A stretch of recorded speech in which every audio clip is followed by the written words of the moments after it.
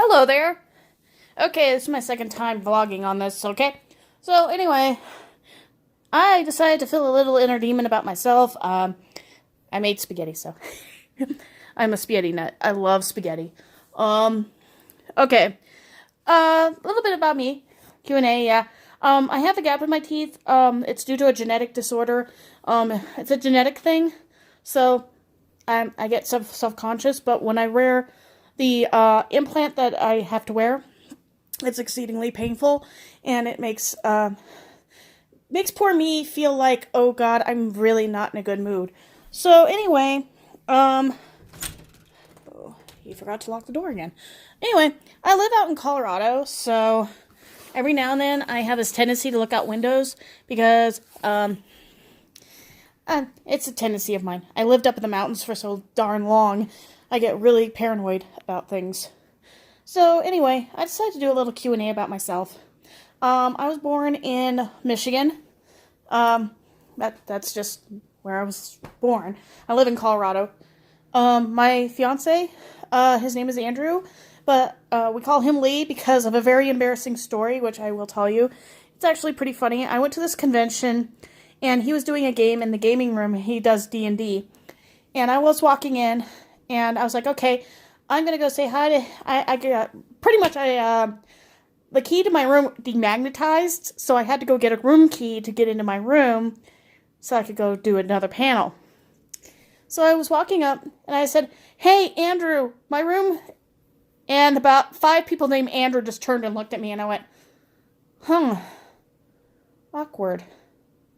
I get handed the key. My fiance looks at me with this really funny look on his face, and I said, we really need to fix this. He goes, we'll talk about this later. Hands me the room key, and I went upstairs. After that, we decided to use his persona's name, Leary, and shortened it to Lee. So that's why he is called Lee and not Andrew. Because of my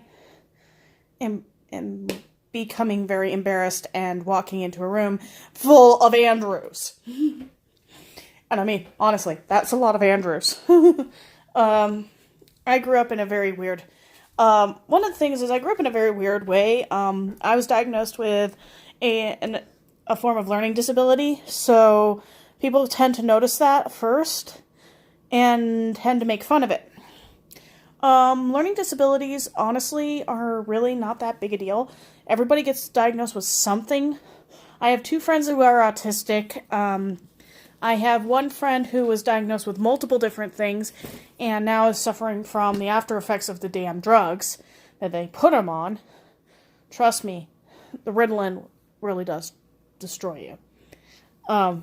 And a lot of functioning kidneys and a lot of other things. I don't know any of the medical stuff, but he's had to go to the doctor so many damn times, he has gotten sick of it. Let's see.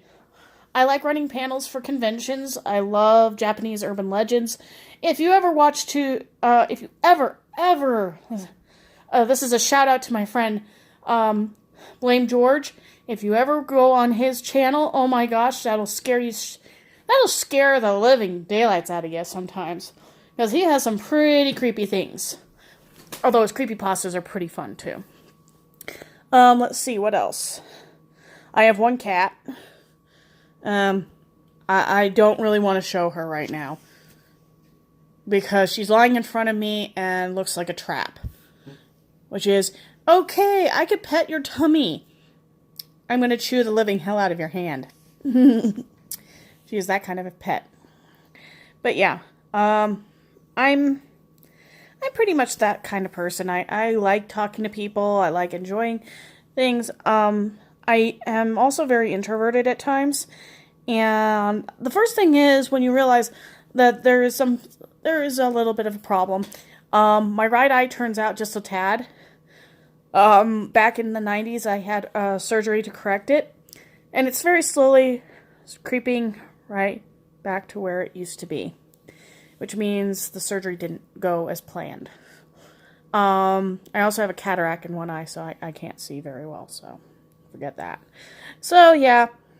But yes, I listen to a lot of the, I actually do watch a lot of the YouTube videos, And one of my favorites is usually, there's this really cool one called Illy, or Illymation. I absolutely love her video of her online internet boyfriend, how she hooked a rat in Toontown. That was actually pretty funny. My fiance was still wondering what the hell I was laughing at until I explained what the hell Toontown was, and his comment is, "That's something." I grew up in the 80s into 90s. I was a teenager in the 1990s, so a lot of the stuff, like, a lot of the 90s stuff goes over my head. I literally have no concept of it sometimes. Unless you have to sit through 9 hours of watching Captain Planet with a bunch of 4-year-olds trying to explain, don't do that, no, he can't really shoot fire out of that ring. I know it's a cartoon, dear, but that's not going to happen. Yeah, for years I was a babysitter, and I have really funny stories. Especially my favorite one is how Mariah chased away a Jehovah's Witness and not traumatized a bunch of children while doing so. I was babysitting my neighbor's kid. I'll call her Meg, and one day this weird guy comes to the door, and I'm the babysitter. I'm like about 16, left alone in a house with a little 4-year-old. You can imagine this one. I walk to the door. I go, "Can I help you?" Excuse me, ma'am. Do you have a moment to discuss the Lord and Savior? Or he's like, "Well, I'm just standing there silently, going, what?"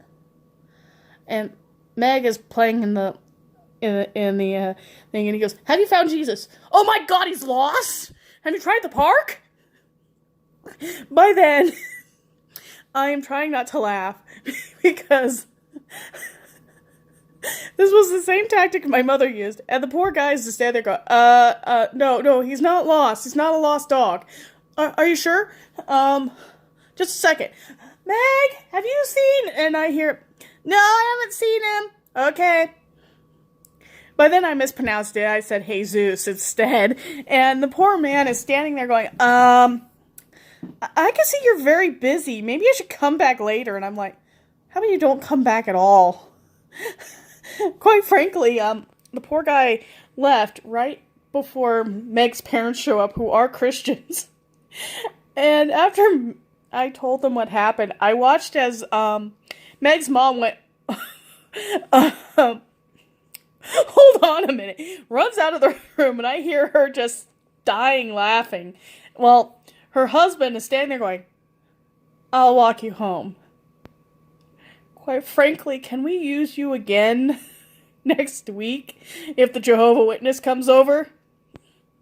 I'm like, "Sure. I'll gladly come over and scare the hell out of your Jehovah's Witnesses." Which is funny because I live right next door. And then my mother finds out. And she's like, "Well, I can give you an A for creativity." And, "Did you really have to terrify the poor man?" I said, "Well, it's either that or if I brought the St. Bernard over." And by then my mom was like, "Never mind." That is how I got rid of a Jehovah's Witness. I have other really funny stories of how I got rid of Jehovah's Witnesses. One of them ended up with a nudist, and we really don't want to go there. That was actually one of my friends in college, and he was living with his then best friend. Well, actually, she's still his best friend. And his boyfriend, which, yes, you could see, like, the gay pride flag hanging from their house.